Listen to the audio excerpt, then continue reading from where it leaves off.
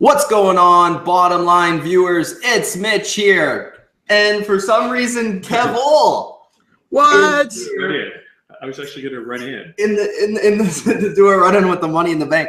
He's in the same studio as me here at my home. So we're also joined by Adam. We're joined by Dilly Vanilli. We previewed the NFC, and all the videos by now should be out for the NFC, from NFC East all the way till NFC West. And we are here to preview the AFC, starting off with the AFC East. But before we talk about the AFC East, guys, I want to know your kind of just overall thoughts on AFC as a whole. Is it a top-heavy conference? Are there some teams that could surprise? What's your overall thoughts on the AFC, starting off with Adam? I think you're going to see the same teams in the playoffs beside one team it's going to be a bit different. But I think, I bet I think one division is kind of up in the air, but I think for the most part, most of the division winners are going to be the same teams from last year. You're not going to see much change. I think some teams are going to get a lot. I think most teams are going to get worse. Like the teams that were second, third, fourth in the division, I think a lot of those teams haven't really got better. And then I think the AFC South is going to be a battle once again, because you never know what you're going to get with the Colts. Titans are a lot better, and the Texans, say what you will, but their quarterback play, that defense still can win them games. So I'm going to be keeping my eye on the AFC South for sure.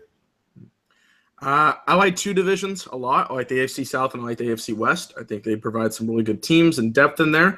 The other two divisions are garbage because we both know the winners of the divisions. And like Adam said, I think it's a good point. The rest of the teams in that division are going to falter heavily.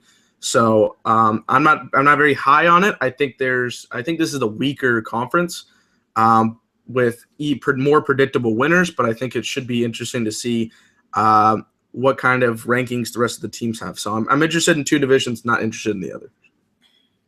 For me, I think the biggest question going into this is this one of the worst quarterback classes in NFL history? You've got Ryan Mallett starting. You've got Scott Tolzien starting. Yes.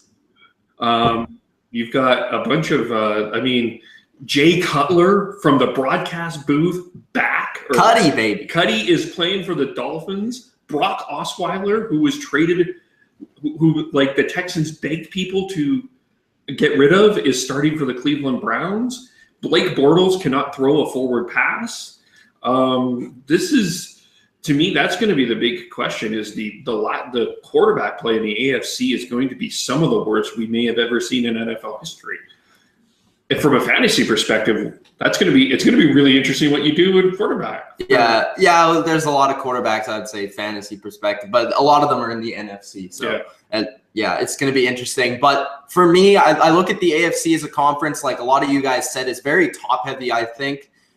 There's for sure two teams that I feel like is going to dominate the opposition, maybe a third team, depending on how they make the second-year jump. And there's one division in particular that I've had just nightmares trying to predict. Like the AFC West, we'll get to it in a little bit, but I've had pretty much every team in that division win it at some point this spring, summer. Mm-hmm. So it's going to be interesting to see what we predict for that division in particular. But let's start off with the AFC East, the division that hosts my New England Patriots. Of course, the number one fan. I got it right there. We also have Adam repping his Brett Favre New York Jets edition jersey. Let's start off. It's a great jersey. It's a classic. Like, I'm not even a Jets fan, but this is one that I think, like, my parents went to New York. Like, this is 06 or something like that, right? 07 maybe? He played in 09. Okay, 09. So anyways, they went to New York and they brought me. I remember that. Yeah. And then brought back the Brett Favre jersey, which was jokes because he only played there one season. Yeah. It was the worst full year of his career, but it was great. No, he made the playoffs. Didn't he? No. They should have made the playoffs. They were by far the most talented team, but they finished third actually in the AFC. Oh, okay. Because that was the year Matt Castle played. Yeah. Oh, yeah. Matt Castle was 11-5. They tied with the Dolphins at 11-5, but the Dolphins had the advantage. That was 08. Yeah, that's the year Favre played. Oh, yeah, okay. 08-09, yeah. So 08-09. And then they had the three-way tie, and then the Dolphins ended up making it over the Patriots. And the Jets were actually won in New England. They made that Thursday night Thursday night game. One of the best records in the league. They were like 6-2 or something at that point. Yeah. Anyways, let's start off with the Jets though, because they're a team that I think, even despite being as terrible as they look on paper, I think it's still an interesting team that we're going to be watching this season, because like, who's going to be catching the ball? Who's going to be running the ball? Who's going to be throwing the ball? Who's going to be defending the passes being thrown? Like, there's a lot of questions for the New York Jets. And if you told me the depth chart now, it probably could change the next week. So the Jets are an interesting team because they are arguably, going into this season, one of the least talented teams I've seen in probably the last 15 years. They remind me a lot of the Lions in 2008. And it's going to be an interesting season for the New York Jets because their quarterback, who's going to be, like, is it going to be McCown? Hackenberg looks crappy. Bryce Petty might play at some point. He only throws to Robbie Anderson, so it's going to be an interesting time. They do have a couple of talented guys, but one of their talented guys did go down with injury, Quincy Enunwa, their number one receiver, who's supposed to be kind of that bright spot for their passing offense, gone down with injury. He's out for the season. Now they're going to ask Robbie Anderson to be the number one receiver, who probably wouldn't be a number 3 receiver on most of the teams in the NFL. Austin Seferian-Jenkins, probably the most talented pass catcher they have left, is suspended for the first couple of games, but he might end up leading the team in receptions. Another guy that might end up leading the team in receptions is actually their running back, Bilal Powell. And he should, at least at the beginning, split time with Matt Forte and then probably take over near the end, as Forte did last year, kind of run down.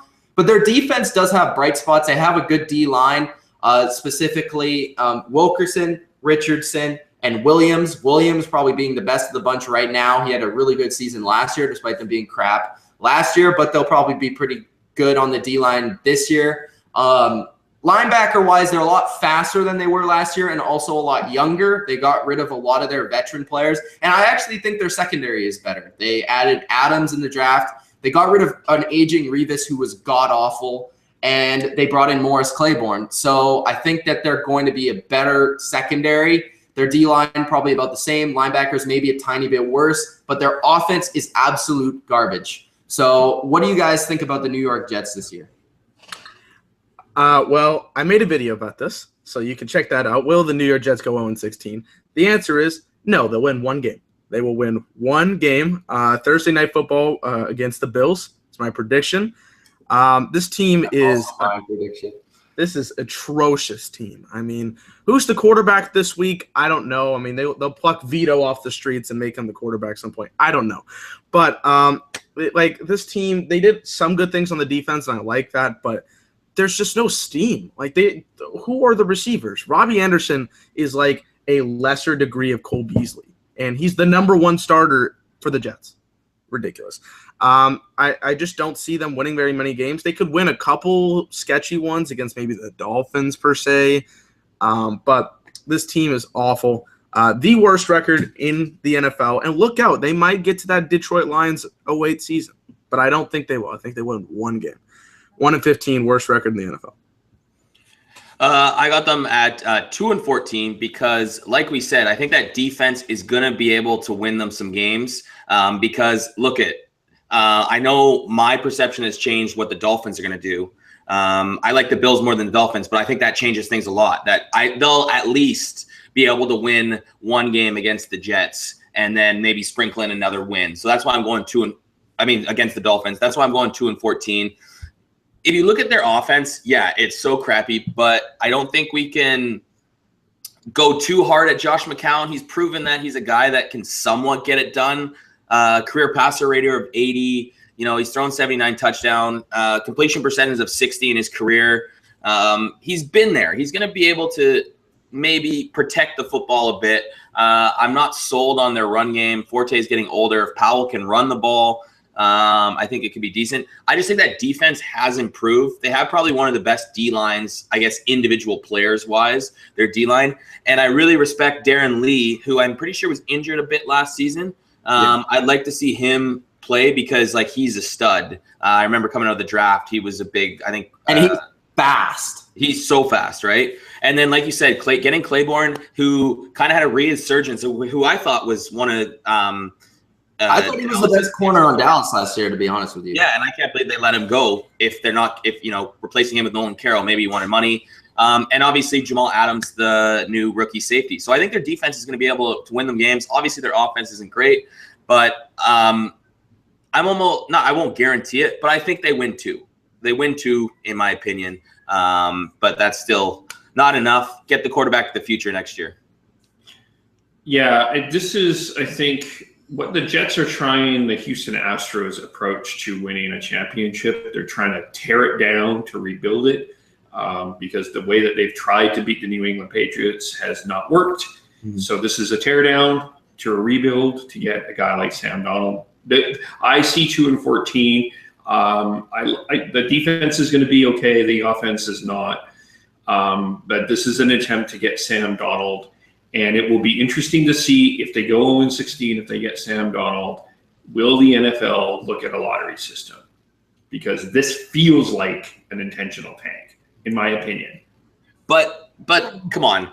I know that if you say intentional tank, and like the NFL will never do a lottery system because we've seen busts. No one really is thinking Sam Darnold is going to be the next. We've seen this every year. There's a good quarterback. Deshaun Watson was supposed to be the first overall pick this time last year, talking, you know what I mean? Like, and then Trubisky comes. I think it's very early for teams to tank because you have no idea what they're going to do this season. You might like what they have, but I don't think the NFL's ever really worried about super tanking because it's just because this has never been tried before, though.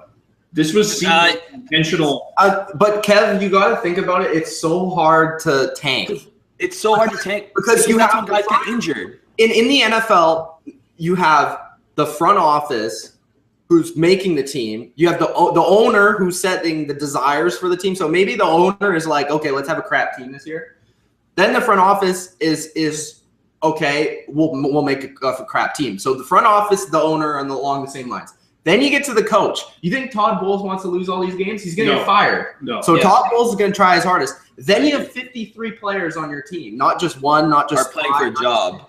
You want to get the most potential. If you're a free agent with 1 year, you want to get the most potential money you can at free agency next year, or do you want to play your heart out because you pride, but also making money? Like it's their job, right? So I totally get that. I totally understand it's really hard. But I think the Jets are thinking long term here, and they're trying something that has not been done in the NFL before. And it feels like I'm not saying this is an intentional tank, but it feels like what they're trying to do is rebuild this team from the bottom up. Yeah, they definitely are. They're trying to give a new identity to the team because they got rid of all the identity pieces from the past. Yeah. Like they got rid of Mangold, they got rid of David Harris, they got rid of Revis, they got rid of a whole Rex Ryan kind of regime. Yeah. So it's going to be interesting. But I have them at 1-15. I agree with what Adam said. I just don't think that like 1-15, 2-14, same. I don't think they'll go like 0-16 though. I think they're going to win 1 or 2 games. I agree with mostly what Adam said and a little bit of what you guys both said, but it's just like their defense is too talented, and I've seen that defense play even in close games with the Patriots, who won the Super Bowl last year, and they're always competitive. They're always tough to beat, so I think that they can steal a game or two.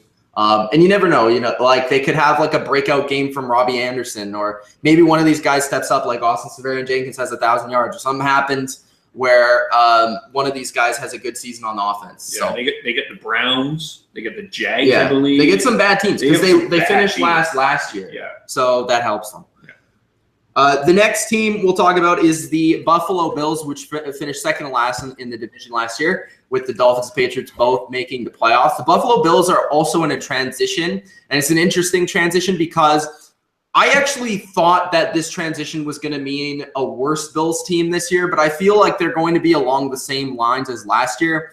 I like their new coach in McDermott. I think that he's going to bring a different defense that actually suits the Bills better than what Rex Ryan gave them, because they had a lot of really good individual defensive players on that defense last year before, and I thought they were going to be an awesome defense for the last 2 years. it never really worked out for them. And I actually thought the Bills might have made the playoffs the last couple of years. I didn't predict them to go there, but I thought that they would have a chance. But they're changing the scheme. Now they're going back to a 4-3, which is what the Bills were best at when they had Schwartz as their D coordinator, who's now with the Eagles. And they can use their speed rushers like the Jerry Hugheses and those kind of guys to get after the quarterback. They have two really good D tackles in the middle with Darius. They have still Williams there, who's getting a little bit older. Linebacker-wise, it's going to be kind of different because they don't have Zach Brown, but Preston Brown played kind of limited, but he was really, really good last year when he did play. I look out for Reggie Ragland to come in and probably play starting time. He was hurt a lot last year, but I think he's going to be good. Their corner situation, they did get that guy from the Rams.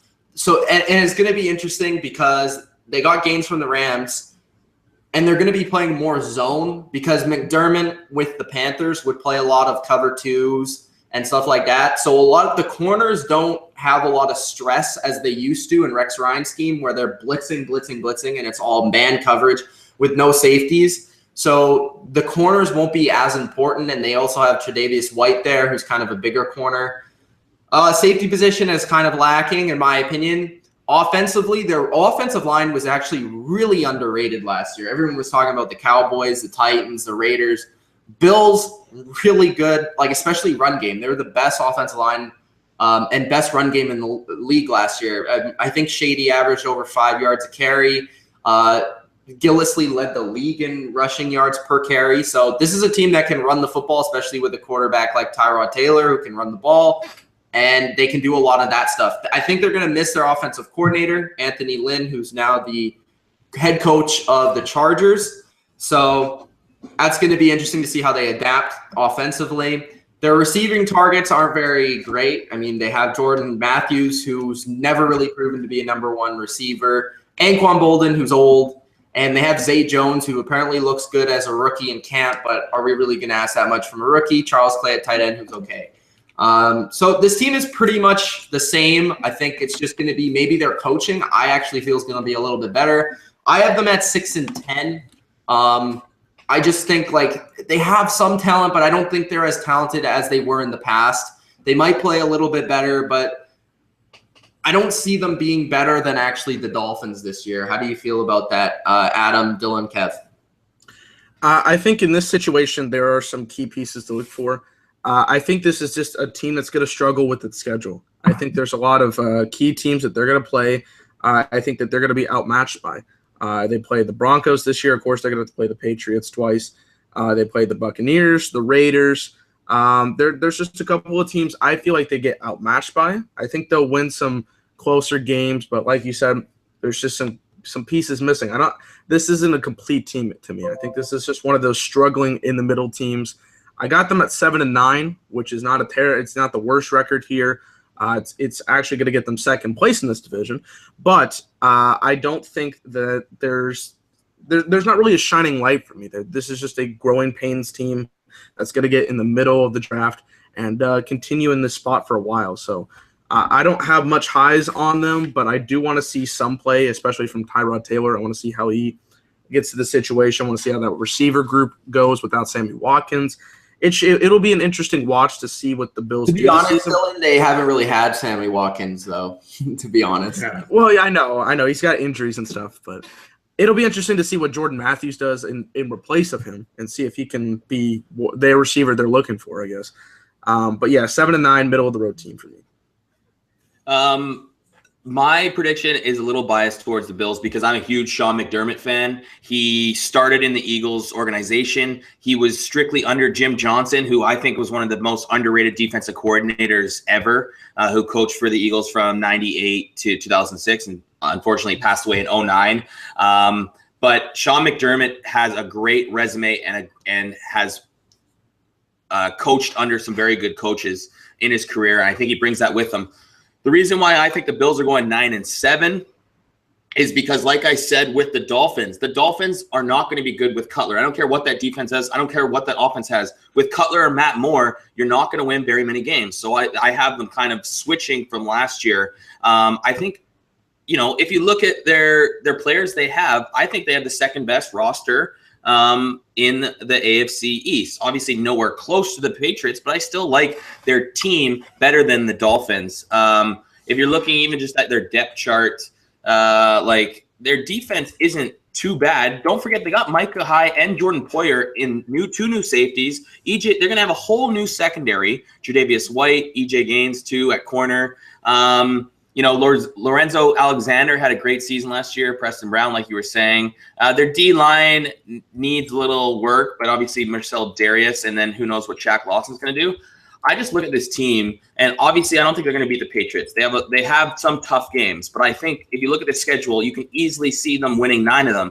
Some big things I'll say, they play the Saints at home in November, and they play the Colts and the Dolphins in December in Buffalo. 3 teams that never play in cold weather like that in Buffalo, and I think that's why they have those edge for those 3 wins.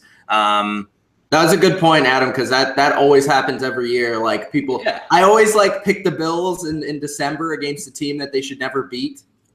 There's always games like that in Buffalo, right? Yeah, they always win a couple of those games. And actually, you're making a very compelling argument, so I'm going to give them 7 and 9. I'll bump them a win up. There we go. And I'll just the last thing I'll say is that 9 and 7 is still not going to be good enough for the wild card, because I think 2 of the wild card teams in the AFC, I'll get to them, are going to be 10 and 6. I also have the Bills at 9 and 7. I'm drinking Adam's Kool-Aid, but Sean McDermott is a very good coach. I think they have a top running back in LaShawn McCoy. I think they'll be able to run the ball. Don't discount the acquisitions of Patrick DeMarco and Mike Tolbert. I think that they will be very valuable. I think the Bills are going to run the ball a lot this year. The defense will be okay. And Tyrod Taylor is in the same position as Kirk Cousins and kind of playing for a contract. I like Tyrod. And he's a very underrated quarterback, and I think someone's going to want to grab when this is all said and done. So yeah, I don't think the Bills want him. I don't think the Bills want him, to be honest. So it's going to be interesting. Yeah, 9. So I have him at 9 and 7. I have him competing for the playoffs, but just missing, sadly. All right. So we have the Bills somewhere around 7 and 9, 9 and 7 territory. Going on to the Miami Dolphins, as I call them, the Dolphins.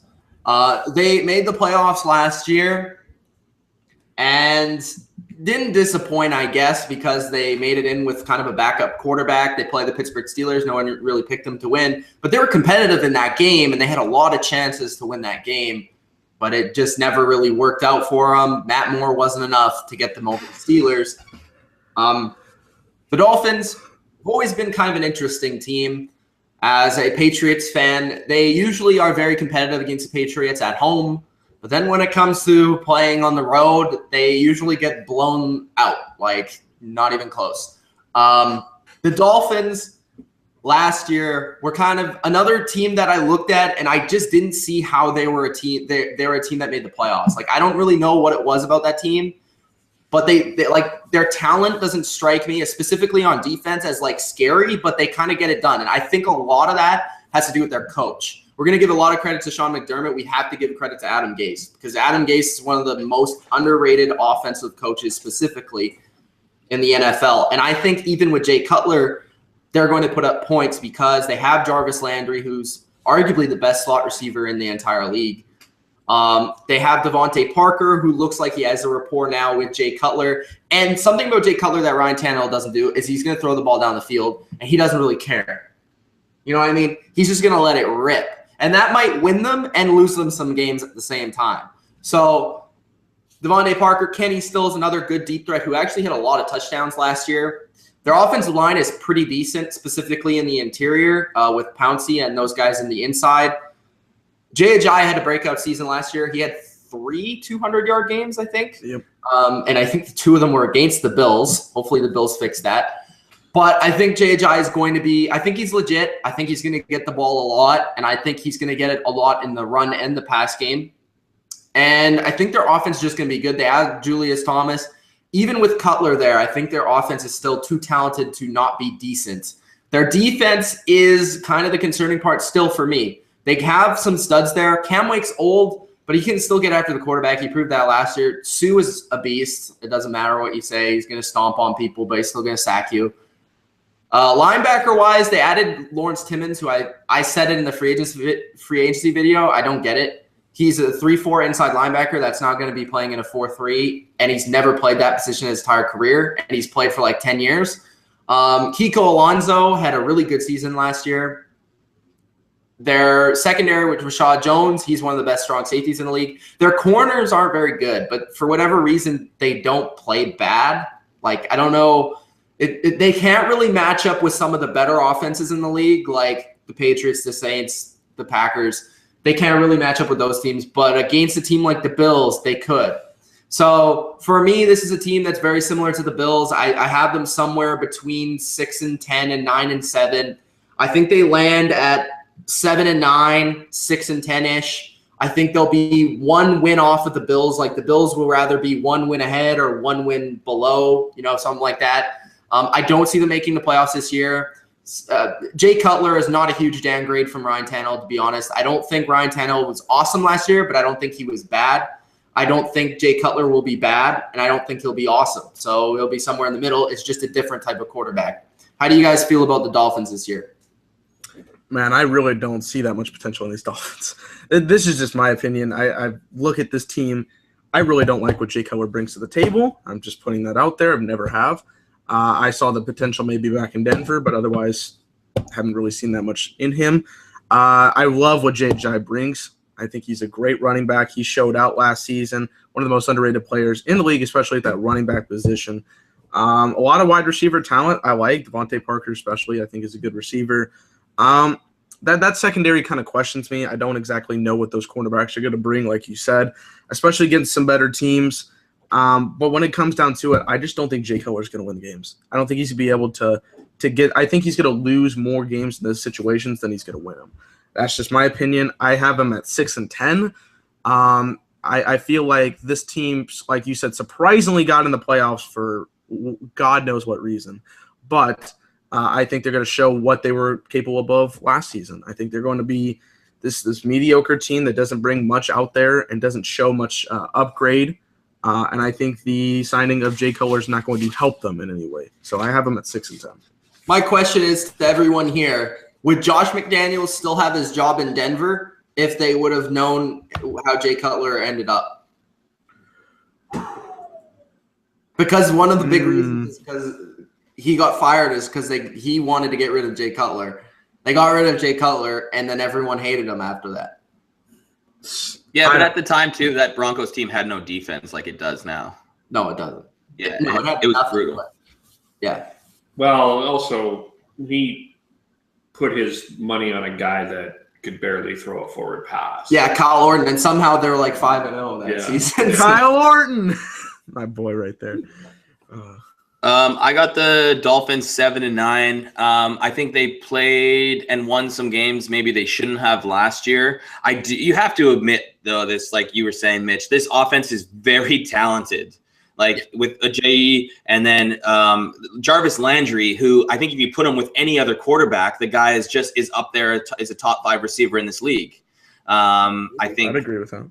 He's very talented. I just think he hasn't. Tannehill's not known to be an accurate passer. He's been able to get it. He could be putting up Welker numbers somewhere else. No, but he's bigger, right? Like isn't he big? He's like 6'2". And no, he's like 5'10". Really? Yeah, okay. He's a slot receiver. He's like I don't know how to. He's not like anyone else, but he's kind of like Edelman, I guess. Kind of like Edelman, kind of like Welker.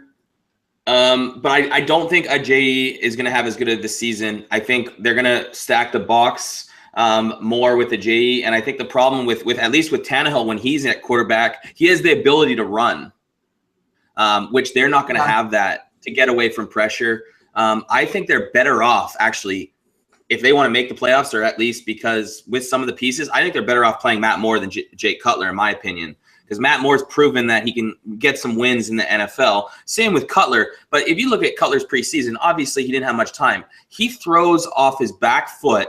He has the worst mechanics now than ever. He used to be like could throw it all over the field. Because but now he's 6 and he had the strongest arm in the league, and he could just throw it with his arm. No, I know, but now it's like he's just throwing off his back foot, even in the preseason. Yeah, some of the throws, but you can even tell the zip's not there as much as it used to be. I just think when it comes against, first team D versus first team O, I think they're going to get eaten alive if Cutler's there. But maybe I'm wrong. Like with the defense, they have some decent pieces.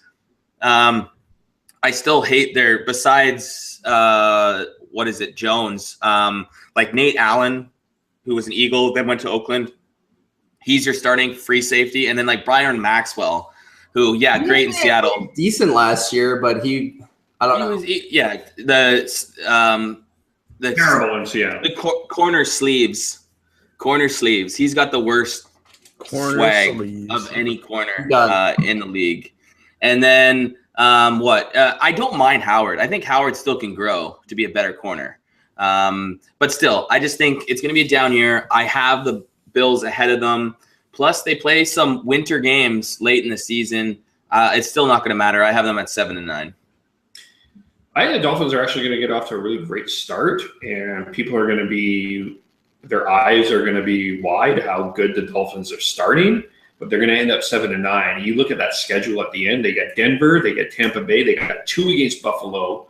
They have a very tough end. I think Cutler is going to surprise some people in the beginning, but I think at the end of the year when this becomes clutch, we've seen Jay Cutler.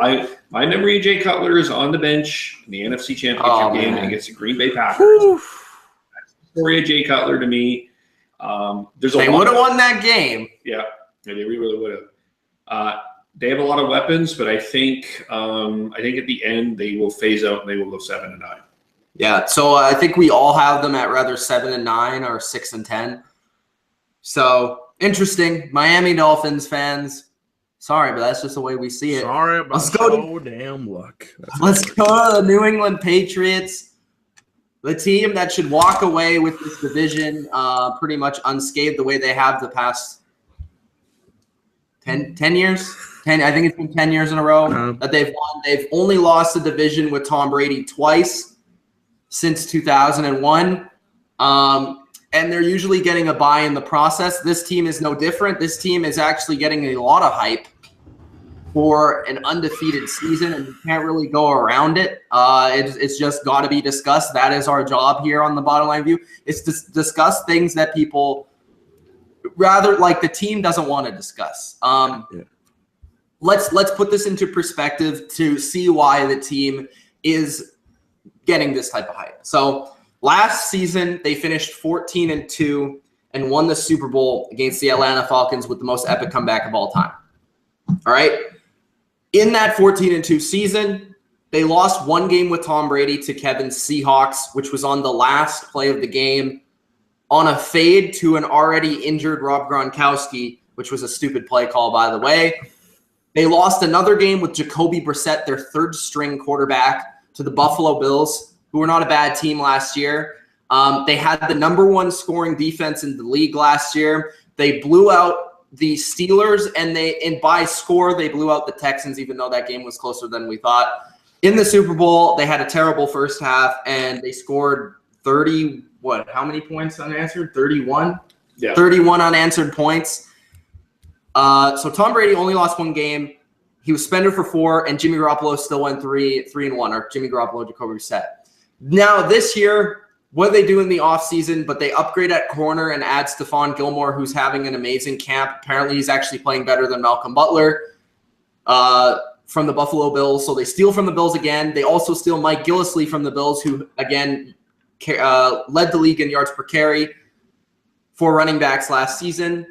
He may not even start right now. Actually, the other guy that they signed, Rex Burkhead, is the guy that's actually healthy, and he scored a touchdown in the preseason game yesterday. Actually looked really good, specifically as a receiver, which they have a ton of them, Dion Lewis, James White.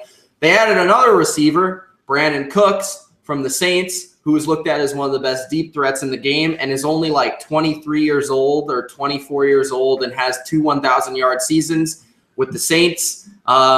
he should have similar production here in New England, if not better. They have Julian Edelman. And, oh, by the way, they won the Super Bowl without the greatest tight end, in my opinion, of all time being injured. They traded for Dwayne Allen to replace Martellus Bennett. So if you thought that hole was there, it's not. They added offensive line depth in the draft. They have the same offensive line for the first time from one season to the next. Then since like 2 or 3 years ago, they haven't ever had that. So this team is pretty much as stacked as it gets. Their only real weaknesses are probably pass rush depth. But besides that, they don't really have any other weaknesses. Their linebackers, they have a lot of them. They have good ones. They have a really good safety core, really good cornerback depth. Their receivers are probably the best, if not the second best in the league. A ton of running backs, arguably the best quarterback in the league. So it's tough to really say that the Patriots can't go 16-0. They'll have the probably be favored, and they actually are by Vegas in every single game this year, which is interesting. And I still have them going 14-2 because they're going to lose probably a couple games. I actually think they'll probably only lose one where they legitimately try. So I think that the last game of the season, they might just throw that game. But even if they try and throw that game and play Jimmy Garoppolo to have him showcase his talents to the rest of the league, they might still win that game against the Jets because it's against the Jets. But it's going to be interesting. I look at their schedule. It's probably tougher than it was last year. But then again, I thought last year's schedule was going to be tough. But it just ended up with the road that they had with that schedule. It didn't really turn out to be tough. This year they play games in Mexico against Oakland, which should be tough. They play in Pittsburgh, which is usually tough for other teams, but it doesn't seem to be for Tom Brady. And I think a couple other tough games. They have Atlanta at home, which they usually don't lose at home, but they did against Seattle last year in a similar game. And yeah, so they have some tough games, but this team is going to finish first in the AFC. I have them at 14-2, and usually when they finish 14-2, they win the Super Bowl. How do you guys feel about the Patriots this year? God damn it. I'm hearing an echo for some reason. Is there an echo? Okay, I got fixed. Not for me. Okay, there was for me for a second. We're good. Why do we try? Why does any other team try when we see the New England Patriots every season? They're going 15-1. I feel like they'll lose one game, either the very last game where they don't need to, and even then they can still go for the perfect season, or against a really difficult team that they'll be encountering. Let me look here at the schedule here. I think they play a couple of good teams for sure. I'm looking for that Oakland game. Perhaps maybe the Broncos might get the defensive scheme. One team I think will beat them. Otherwise, I mean, this team is complete. They've got Tom Brady, the best quarterback in the league. He's almost 40 or is 40. It's ridiculous. He is 40. It's ridiculous. He's still playing at the best level, him and Aaron Rodgers. And then you've got all this other talent. Brandon Cooks. Like, how does this team still find a way to get Brandon Cooks on their team? Bill Belichick, the greatest head coach of all time. So much talent everywhere else. The receivers are great. Rob Gronkowski didn't even play last year for the most part and still made this team and the team is still very, very good without him. Shit's ridiculous. This team is ridiculous. They've got everything going for them. I only see them losing one game. They could lose two, but that's just how I feel about it. They're the complete team. That's how I feel about it. Yeah, I got them at 14-2. They're obviously the team to beat. Looking at their schedule, though, I disagree that they lose those games at the end. I think if you're looking, they're usually strong at the end of the season, so I tend to. No, and I'm just saying, if you're looking, I look at the Falcons, Broncos, Raiders, even Steelers. For those games, I think there's a potential to lose two of those games at some point, depending on where they're at, and especially that Mexico game's in Mexico. A lot of travel in Denver, and then we'll see what Pittsburgh's up to. But I think they lose two of those games. I mean, even Texans. But looking at their schedule last year, this schedule is a lot tougher than last year's schedule by far. the thing is, Adam, that like before the season last year, you would have thought that schedule was tougher than it was. No, I know, but I'm just comparing it to last year's schedule, looking at the teams they're playing and looking at the teams they're playing this year. Yes, you can go back and say. That's what I said. Yeah. I think the first half of the year. But you also said, yeah, I wasn't scared of that schedule, and then they turned out all right. I'm saying, but it's a new year, man. It's a new year. These teams technically are better on paper than the teams that you looked at the beginning of last season. Oh, so you're saying that these teams could not be as good as we think? No, these teams are good, but you said you weren't scared of the schedule. But if you look at that schedule that you were, I guess, somewhat. No, I didn't say I wasn't scared. I said it was a tougher schedule than last year. But I thought that last year's schedule was tough before the year, and it wasn't. That's what I said. Yeah. Okay. Well, then I'm just saying this is going to be tougher than last year's schedule. Okay. By I think so, just because they play the AFC West. I think that's the only reason why. Yeah, and I think throw the Falcons in there too. And then obviously Houston again, Denver again, which they played last year. No, 14-2. I think the only blemish on this team is their defensive line. I think losing Ninkovich just as a body in there, plus your draft pick Rivers, who you thought was going to play a lot, gets injured. If one of those, and we still don't know what Eli's going to look like come regular season time. I think he's going to be good with that system.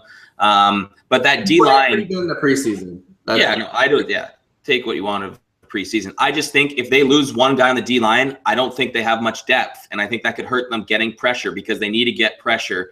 Obviously, their corners are great. They made some good ads in linebacker. I just think if you're going to say one weakness, it's definitely their defensive line. Yeah, I agree with you there, but you never know with Belichick because I thought personally their weakness last year was linebacker, and at the trade deadline, let's trade for Van Noy, let's trade for these guys, and let's add some depth to the team, and he'll probably do that again with the D line probably this year. They have the best offensive and defensive coordinators possibly in the NFL, and Matt Patricia doesn't get enough credit for what he has done with that. Yes, for sure. Fantastic. Josh McDaniels has come into his own as an offensive coordinator. I have him at 14-2. The two losses at home to Houston. He's being specific. He's calling. At home to Houston and Thursday Night Football to Tampa Bay. I think that those are the two losses. Okay. I think Houston. Tampa Bay squad. We'll get into Houston in a little bit here. But this is, in my opinion, the AFC right now is a two-horse race between two specific teams. One I think will give them a challenge, but I see them at 14-2 this year, and that's all I have to say about that. That's the bottom line. Okay, that's the bottom line.